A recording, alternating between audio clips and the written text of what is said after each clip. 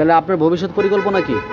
ভবিষ্যৎ পরিকল্পনা কি, আমি ইঞ্জিনিয়ার মানুষ, হ্যাঁ। আমি খেলোয়াড় মানুষ, আমি যে কোনো কাজকর্ম জানি, খেলাধুলাও করছেন? করতে জানি। কি খেলছেন? যে সর্ব ধরনের, আমি ওই যে দেখেন যে টেলিভিশনে দেখেন যে Shakib Al Hasan বিশ্বসেরা allrounder, বিশ্বসেরা allrounder scoring এ যেমন মনে করেন রান করছে, অনেক রান হয়েছে, সবার চেয়ে বেশি রান, ওই পর্যন্তই।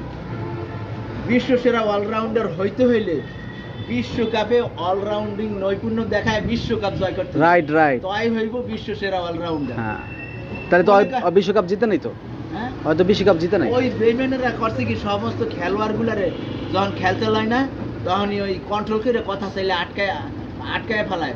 আবার করে কি ওই ওই করে গাইবি বাতাস দিয়ে বলটারে ঢুকাই দিয়ে আউট করে দেয়। ও, এর লিগে তো সাকিব তাহলে বিশ্বকাপ জিতে নাই। কি শেখ হাসিনার লাগে মিডিয়া কথা বলে, চাপার গপ্প সারে, আর বাংলাদেশের বিশ্ব চ্যাম্পিয়ন হইতে দেয় না।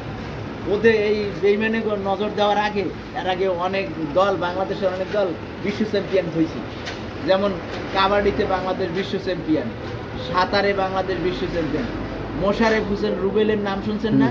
সাঁতারু, সে বিশ্ব সাঁতারু হয়েছে, বিশ্ব চ্যাম্পিয়ন সাঁতারুতে। অনেক আগে তারা হয়েছে, কিন্তু তখন কিন্তু এখন নজর আসিল না, এই কাফের বেইমান নমরুদ ফেরাউনের নজর ছিল না। ভালো তো এরা আগে হয়েছে, তা না হইলে বাংলাদেশের খেলাধুলায় ক্রীড়াঙ্গনে কোনো ধরনের নামগন্ধই থাকতো না।